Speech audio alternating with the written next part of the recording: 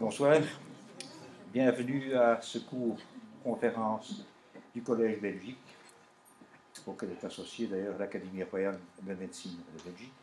Et j'ai d'abord l'honneur d'introduire non seulement M. Évrard, mais M. Évrard va introduire Mme Chabanne. M. Évrard est neuropédiatre.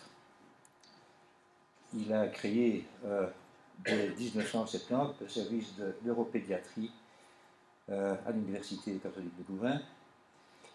Et en 1995, il a été appelé à diriger le service de neuropédiatrie à l'hôpital Robert Debré à Paris. Il a développé ce service, il s'est intéressé aussi à l'autisme, et d'ailleurs il a été le président du comité de pilotage de la Haute Assemblée de la Santé durant 2 ans, où il a mis en place justement le système qui contrôle actuellement la pratique sur tout ce qui concerne l'autisme en France. Je lui cède la parole et c'est M. Évrard aussi qui va introduire Mme Chabanne par après.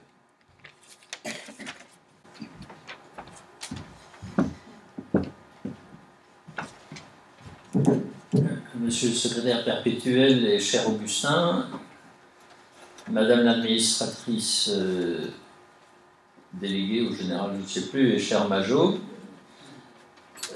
mes chers amis, c'est pour moi un grand plaisir d'être parmi vous et d'essayer de vous résumer ce que nous savons et ce que nous faisons pour l'autisme.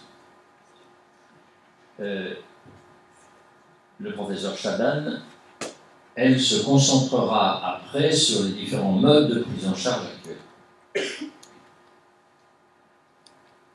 Je voulais juste dire, en plus de ce qu'a dit Augustin, qu'en 1994, j'ai été élu membre de l'Académie royale de médecine de Belgique, que j'y suis toujours resté très attaché. C'est un des meilleurs endroits de formation continue pour les professeurs de médecine. Alors, la triade de l'autisme, un trouble de l'interaction sociale, trouble de la communication, intérêt restreint et conduite répétitive. Voilà les trois, ou parmi les trois principaux points, avec une grande variation. Le diagnostic classique est ou devrait être posé entre 36 et 48 mois.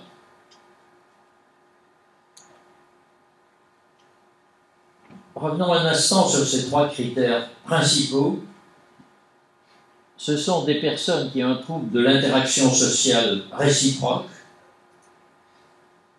qui ont des troubles de la communication, en particulier du langage, et qui ont des troubles du comportement et des activités imaginatives avec restriction du répertoire comportemental.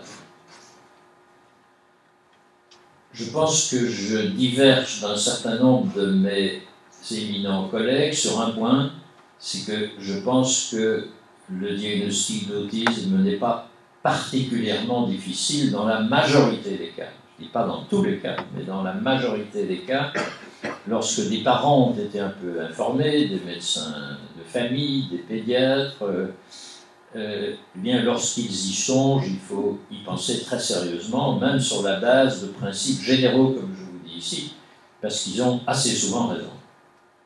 Donc ce n'est pas un diagnostic. Alors évidemment, les spécialistes de ça vont trouver un certain pourcentage des cas qui sont des casse-têtes chinois du point de vue diagnostique. Bon, bien sûr, mais ce n'est pas la majorité des cas.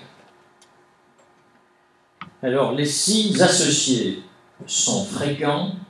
Parmi eux, il y en a un dont on a revu récemment radicalement la fréquence. C'est le déficit intellectuel. Jusqu'il y a 2, 3, 4 ans, la majorité de la littérature mondiale estimait qu'il y avait au moins 70% des troubles du spectre de l'autisme, comme on dit, qui avait un très important déficit intellectuel. Actuellement, on pense que c'est plutôt la moitié, c'est plutôt un tiers, et que donc, par manque d'une qualité diagnostique, on a taxé beaucoup d'autistes de débilité mentale, alors qu'ils ne sont pas. Comme ça, je crois que c'est très important. En second lieu, l'épilepsie est très fréquente, entre 15 et 30% des autistes, de tous les autistes, ont de l'épilepsie, et de l'épilepsie au long cours. Donc ça, c'était connu depuis très longtemps, et ça montrait d'emblée le fait que l'autisme est une maladie neurologique. Enfin, le début est très précoce. Il est même, dans un certain nombre de cas, prénatal. Donc la potentialité de développer un autisme, après il faut encore voir si on le fera ou pas, mais la potentialité de développer un autisme est déjà présente dans certains cas avant la naissance. Même s'il y a ce qu'on appelle classiquement en neuropédiatrie un intervalle libre avant que les symptômes n'apparaissent. Bon, si il y a eu un accident vasculaire d'un côté à la naissance, qu'il y aura une paralysie du côté opposé du corps, il faudra entre 4 et 8 mois pour que ça se voit. Donc il y a ce qu'on appelle l'intervalle libre, ou plus ou moins libre, c'est la même chose pour l'autisme. On pourrait rediscuter, revenir là-dessus dans la discussion. Alors, le degré de sévérité est très variable. Le type syndromique, le niveau cognitif, l'existence de troubles associés, tout ça est très variable. Vous savez qu'il y a des formes d'autisme qui, heureusement, et c'est peut-être, nous en sommes peut-être dépendants pour certains aspects du progrès de l'humanité, qu'il y a des personnes avec des autismes de très haut niveau qui sont des collègues extrêmement éminents dans l'enseignement et dans la recherche et qui ont des syndromes autistiques très importants, mais qui peuvent faire des choses que d'autres ne feront pas. Donc ça va aux deux extrêmes.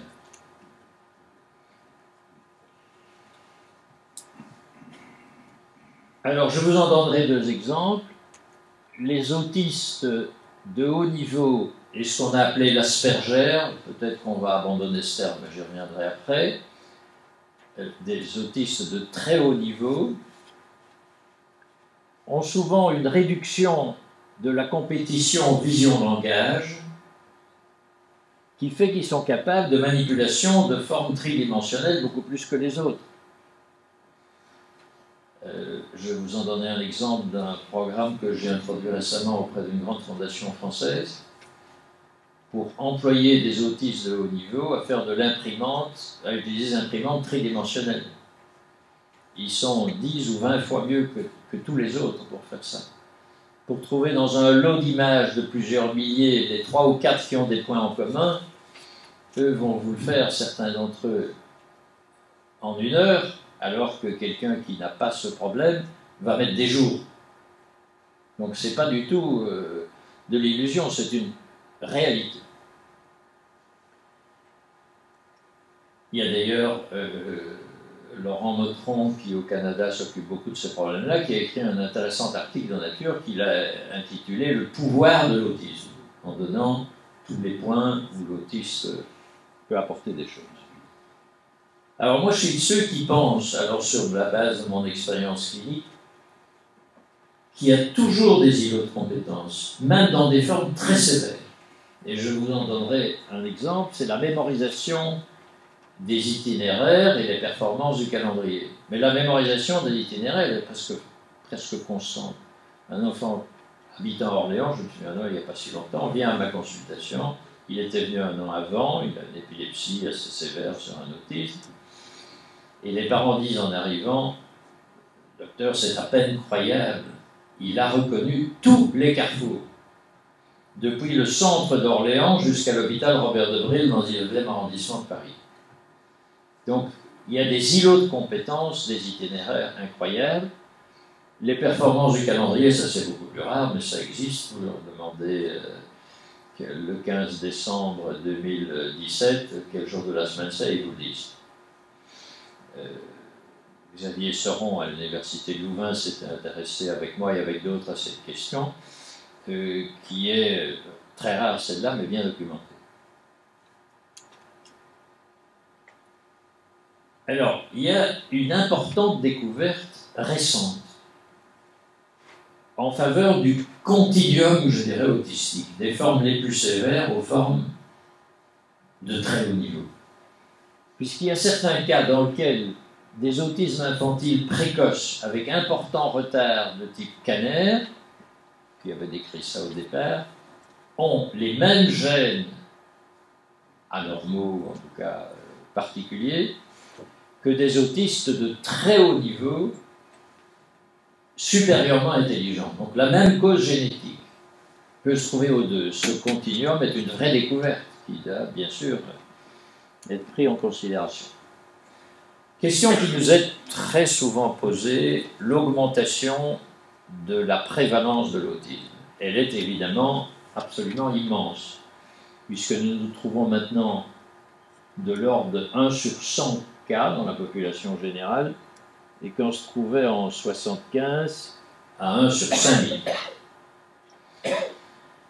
Bon, alors à ça, il y a toutes sortes d'explications, bien entendu. Première explication, meilleur intérêt pour le diagnostic, meilleure connaissance pour la formation du corps médical, des psychologues et d'autres. L'âge parental a probablement donné un accroissement d'un bon 10%, puisque la grossesse est plus tardive. Alors, la question de l'accrétion, on va dire, du diagnostic est important aussi. Par exemple, si vous avez dans un immeuble où il y a beaucoup d'habitants, vous avez quelqu'un qui est autiste, et c'est connu par tout le monde, on va faire des diagnostics d'autisme chez d'autres cas dans l'environnement. Donc, la question du diagnostic est essentielle. Mais, cependant, en tout cas, ceux qui se sont livrés à des études approfondies n'osent pas se prononcer pour 46% de cette augmentation, qui n'est peut-être pas, je dis rien de plus, une question seulement de précision plus grande du diagnostic, et qui n'est peut-être pas une question de meilleurs soins du diagnostic. Et là, parmi les causes, il y en a une qui est tout à fait certaine maintenant, c'est la grande prématurité, et il y en a deux autres qui sont hautement vraisemblables pour expliquer une petite partie, le valproate, soit des vaccines pendant la grossesse, et le cytomégalovirus. Ce sont des choses où il y a réellement des questions qui se posent. Mais il y en a bien d'autres qui sont évoquées. Quelles sont les causes et les mécanismes de l'autisme? Déjà, je vais un petit peu aborder la chose il y a un instant. D'abord, il y a une robuste composante génétique avec bien sûr espoir de réversibilité partielle. Alors cette robuste composante génétique, elle se traduit notamment par une concordance de 70 à 90% chez les jumeaux homozygotes, ce qui est bien sûr énorme. Chez les jumeaux hétérozygotes, elle est de 5 à 10%, comme l'est la récurrence dans une fratrie. Donc ça vous montre bien que c'est un phénomène vraiment génétique, et pas particulièrement l'environnement, puisque dans une famille, pour ce motif-là.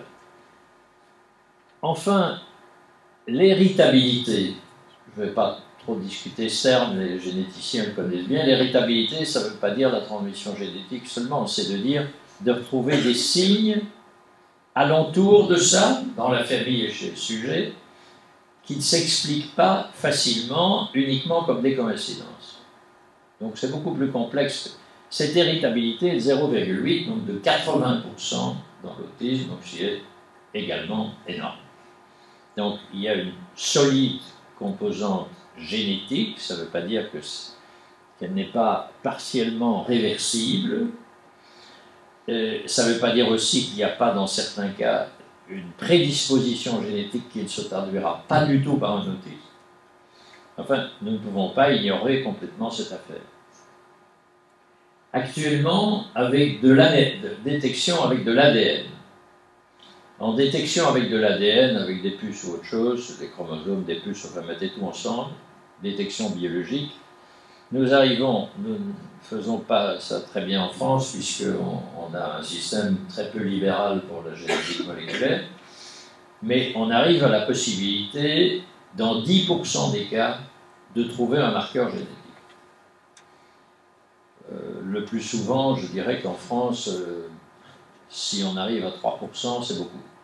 Mais c'est uniquement parce qu'on ne fait pas. Ces analyses sont coûteuses, ne se font qu'à certains endroits, et donc le système public français ne pousse pas à leur consommation, et le système privé français a horreur de faire ça parce que ça leur apporte finalement pas grand-chose. Enfin, il y a une grande question, mais jamais plus pour évoquer la discussion après, de ce qu'on peut appeler l'épigénétique en autisme. Et ça, l'épigénétique, c'est tout ce qui n'est pas la génétique à l'état pur, et comme vous savez, ce terme, notamment sous la plume de notre éminent collègue Michel Morange, qui a écrit des livres fantastiques à ce sujet, on n'est pas absolument même certain, à la limite, qu'il n'y aurait pas un espèce de code épigénétique qui pourrait un jour être découvert et qui fasse que l'expression du génétique ne soit pas totalement obligatoire.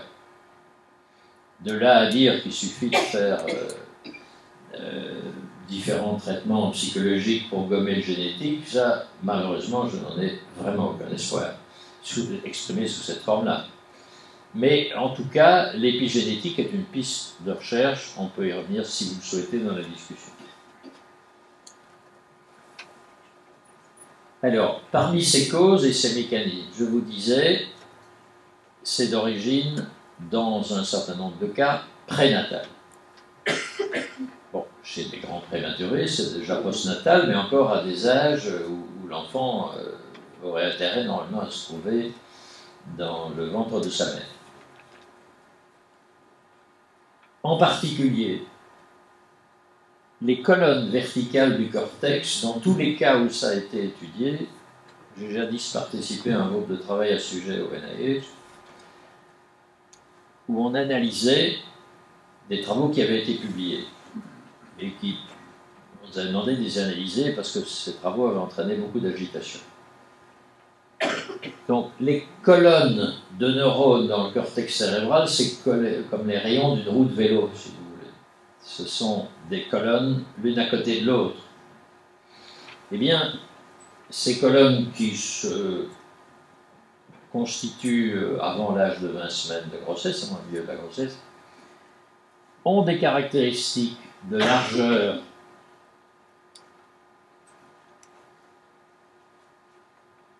d'empaquetage des neurones, etc. Je ne vais pas détailler ça aujourd'hui, qui sont différentes chez les enfants autistes pour lesquels il y a eu un contrôle anatomique du cerveau. J'aime autant vous dire qu'actuellement, c'est très exceptionnel. Donc, ce sont des enfants avec un autisme décédés d'autres choses, accidentellement, etc., pour lesquels il y avait eu un accord de faire un examen, mais ça a apporté des choses très importantes qui, comme le contrôle post-mortem est devenu extrêmement difficile à obtenir à notre époque, n'ont pas vraiment continué, mais c'est quand même extrêmement important ce qui a pu être découvert à ce sujet. Alors, quel est le constat sur l'autisme en France? Je connais mieux en France finalement, puisque j'y travaille depuis une vingtaine d'années. Tout d'abord, le seul constat de valeur est totalement dû aux associations. Donc ni les pouvoirs publics, ni les médecins, il faut bien le dire, jusqu'à un certain point, ne seraient aboutis à rien de cela s'il n'y avait pas eu les associations.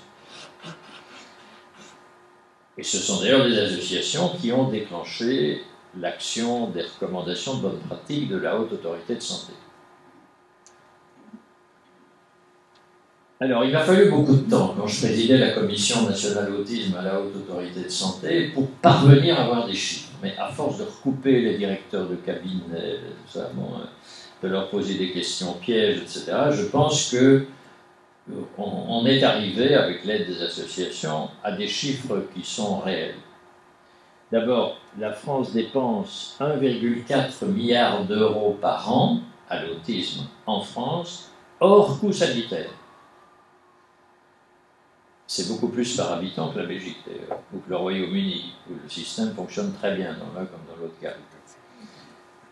Et la satisfaction des utilisateurs est au maximum 1 cas sur 3 en France. Donc il y a un problème majeur de santé publique dans ce domaine qui existe également pour le polyhandicap et pour le handicap grave en général.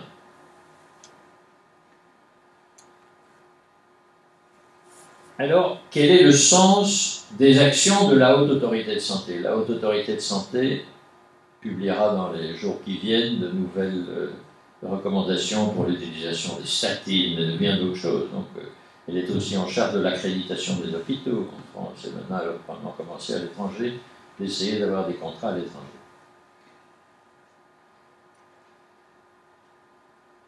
Il faut faire une recherche de consensus pour le progrès thérapeutique.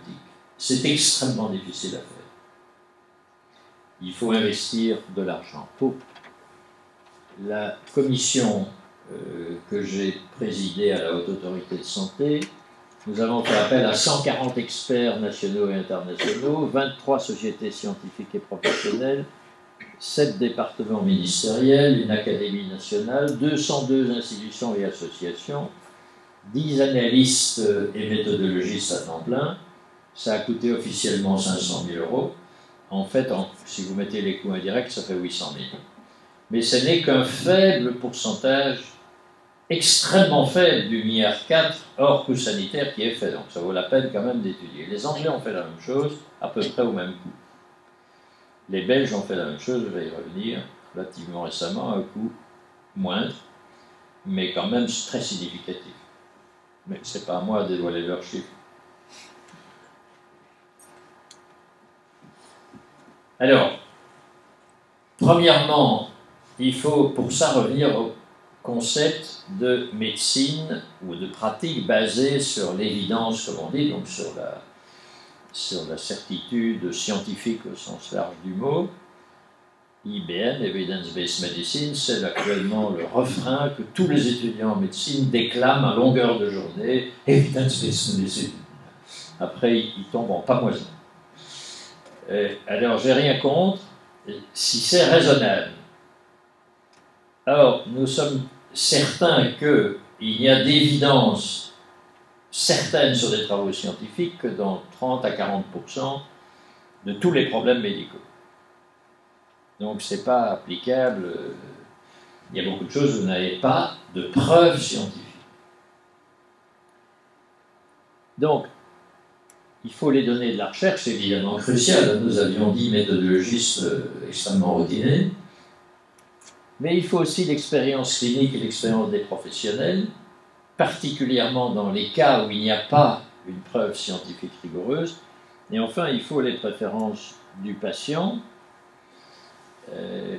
qui sont tout à fait cruciales dans certains domaines, ou de leurs parents, notamment dans des domaines comme ceux-ci, mais dans d'autres aussi, puisque après il faut que ce soit utilisé par une population et accepté. Donc il faut les trois. Donc ça, c'est le rôle de structures comme la Haute Autorité de Santé, comme NICE au Royaume-Uni, National Institute for Care Excellence, ou comme KCE au niveau belge. Il n'y a pas tant que ça dans le monde. Hein. Et les trois que je viens de vous dire là sont très bien placés, y compris KCE. Bon, je ne vais pas vous détailler tout le sujet, je dirais simplement que c'est très compliqué. Depuis le comité d'organisation, le groupe de pilotage, on fait également des consultations publiques de toute la population, par l'intermédiaire d'associations ou spontanément, etc., etc. Donc c'est un énorme travail.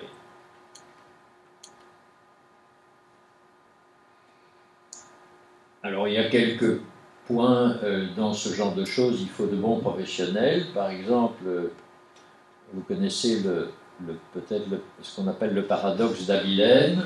Le paradoxe d'Abilène, c'est que si une décision ne sera jamais recommandée ou prise dans un groupe de consensus, si les membres qui y participent croient tous que la majorité des membres ne sont pas de cet avis-là. Donc ça, c'est un point extrêmement important. Donc il faut des professionnels pour choisir la même chose aussi, les grands patrons de médecine ou de chirurgie, bon, même si je suis bien obligé de dire que j'en fais partie aussi, sont les plus dangereux dans tout ce genre de choses, puisque eux vont vouloir défendre leur point de vue, souvent d'ailleurs intéressant et important. Donc il faut, c'est très compliqué, mais c'est ce que fait la haute autorité de santé. Alors on a fait, suite à ça, des recommandations de bonne pratique qui ont souligné les particularités neurobiologiques avec l'influence de l'environnement, le fait que le patient et ses parents sont des partenaires actifs, une évaluation périodique du développement, programme à adapter constamment, intervention intégrée précoce et pluridisciplinaire, recommandations détaillées pour l'utilisation des médicaments, cohérence et continuité des interventions du diagnostic initial à la transition entre adolescence et âge adulte. Nous avons aussi, donc on a là des hiérarchies de recommandations à ces preuves scientifiques évidentes. Il y en a très peu en la matière, puisqu'on ne peut pas faire du double aveugle, c'est pratiquement impossible. Solide présomption scientifique, faible niveau de preuve, et si on n'a rien de tout ça, accord d'experts. Voilà à peu près la méthodologie, mais la méthodologie est identique pour NICE au Royaume-Uni, et pour KCE en Belgique, et pour OMAR au NIH. Alors on a recommandé des pratiques, y compris d'ailleurs, mais je ne vais pas détailler, ça je crois que Nadia le fera, y compris d'ailleurs des pratiques qui s'inspirent des attitudes que Guilain Majrotte a depuis longtemps préconisées en Belgique et pour lesquelles il a été un modèle pour l'Europe.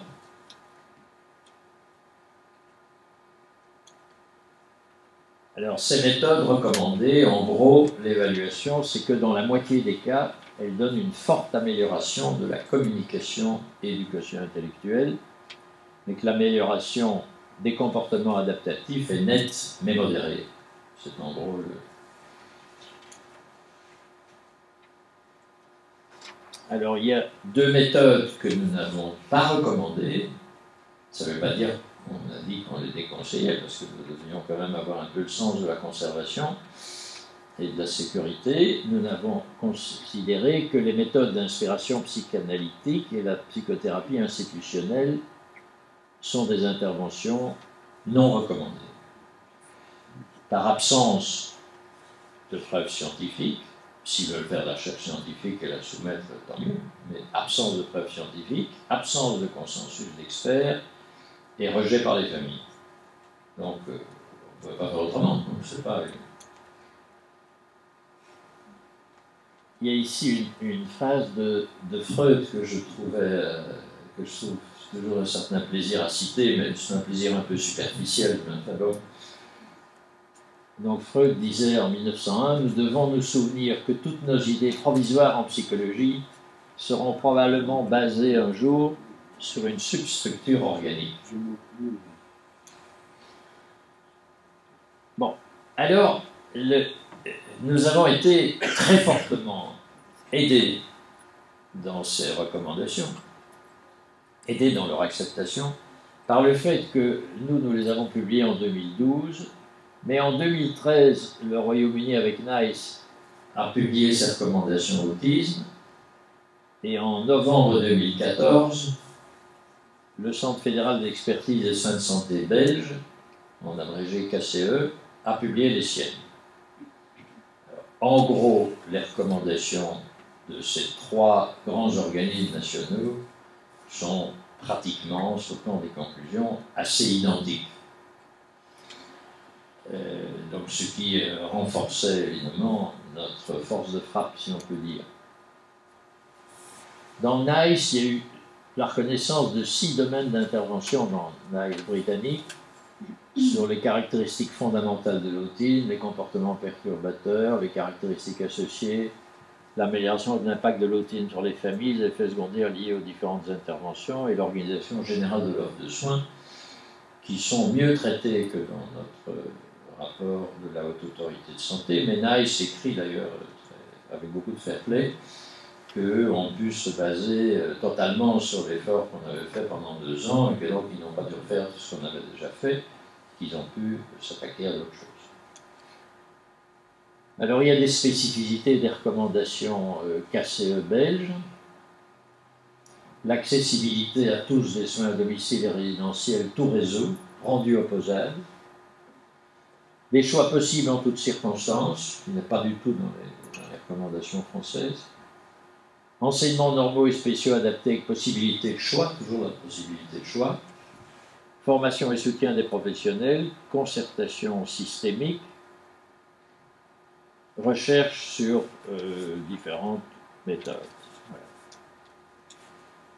Enfin, si nous comparons les recommandations de la Haute Autorité de Santé française, de NICE et de KCE, il y a quelque chose qui a été évoqué qui ne fait pas particulièrement plaisir à mon ami Guylain Majerotte, mais c'est pas moi qui l'ai évoqué, mais dans les recommandations belges, c'est l'évaluation objective des approches psychothérapeutiques, type Phanissaire. Parce que nous ne pouvons pas, il n'est probablement pas possible de dire qu'il n'y a pas un intérêt à améliorer, ça n'a rien à voir avec la psychanalyse, qu'il n'y a pas un intérêt à améliorer les méthodes scientifiques d'évaluation des méthodes psychologiques. Il y a sûrement un intérêt à le faire et ce n'est pas facile. En second lieu, il y a les approches systémiques inspirées de von Bertalanffy en matière de systémique, et Dan Wingens, qui est en Belgique, s'intéresse à ça, qui présente un certain intérêt. Simplement, jusqu'ici, moi je l'ai sollicité pour un article exprimant clairement ses positions dans ce domaine. Jusqu'ici, elle n'a pas produit l'article. Elle en a produit un qu'on publiera, mais qui n'est pas celui que je lui demandais là-dessus. Mais je pense qu'il y a réellement dans son approche quelque chose d'extrêmement intéressant. Donc, ça mériterait, ça n'a rien à voir avec le systémique à la française, hein, rien du tout.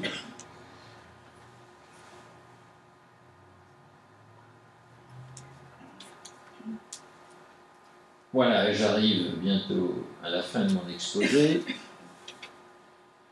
Les priorités 2014-2015, ce sont l'application efficace du plan national français avec choix et opposabilité.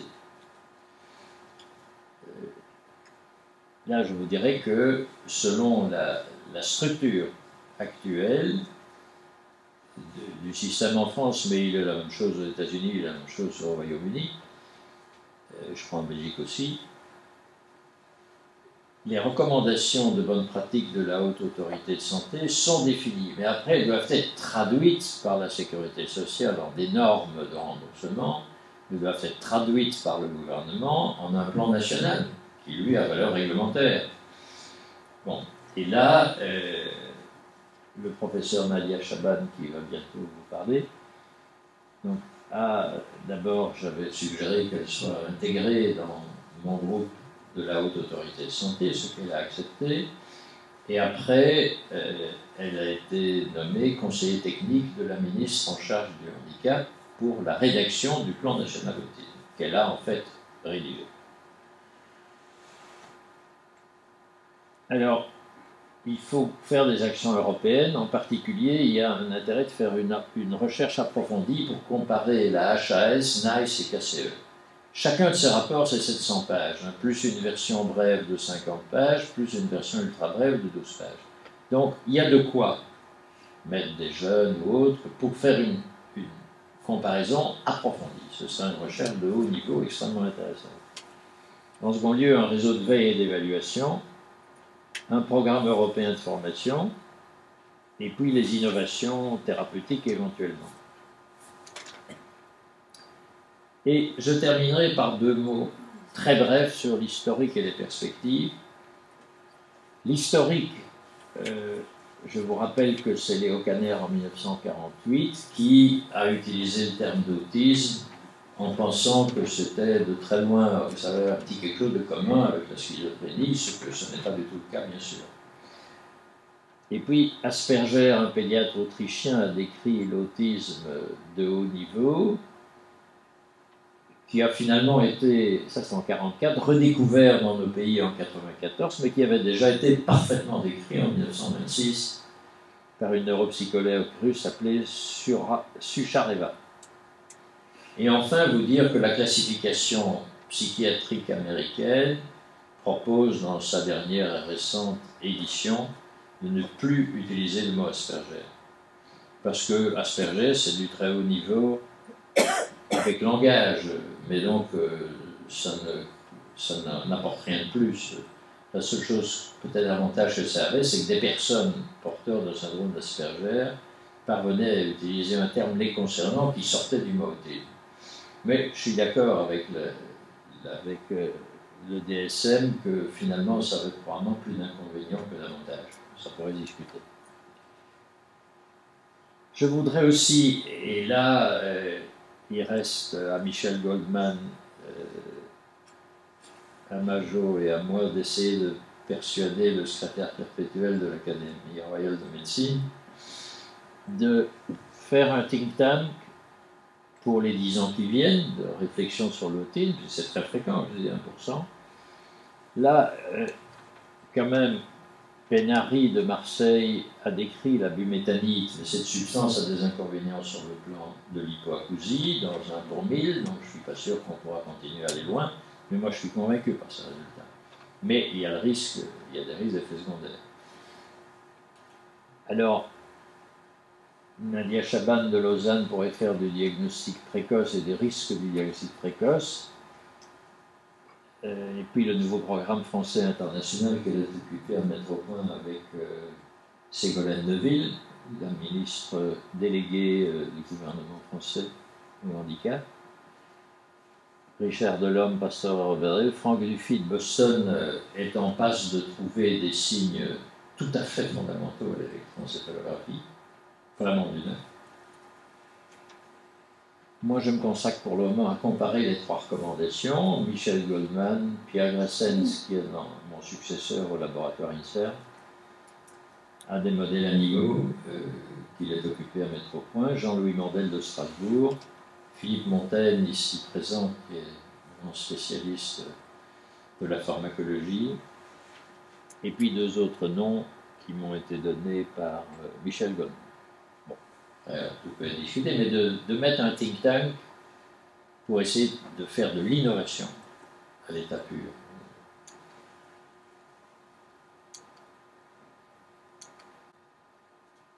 Voilà. Alors, maintenant, je propose qu'on fasse la discussion après, et il me reste à introduire le professeur Nadia Chaban. Donc, Nadia a fait un doctorat de 3e cycle de neurosciences à l'université Paris 12.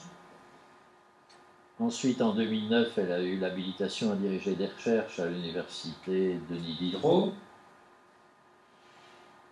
En 2009, elle a créé un centre d'excellence autisme, hôpital Robert Debré, qui est considéré comme un modèle.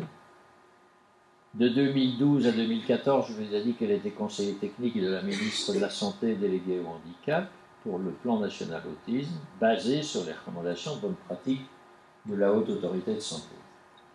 Et enfin, depuis le 1er septembre 2014, elle a été nommée professeure ordinaire et chef du service autisme et pédopsychiatrie au centre hospitalier universitaire vaudois et à l'université de Lausanne. Alors, je suis très déçu qu'on a perdu à Paris, mais très heureux des outils fantastiques qui sont mis à sa disposition pour faire de nouvelles étapes dans l'autisme.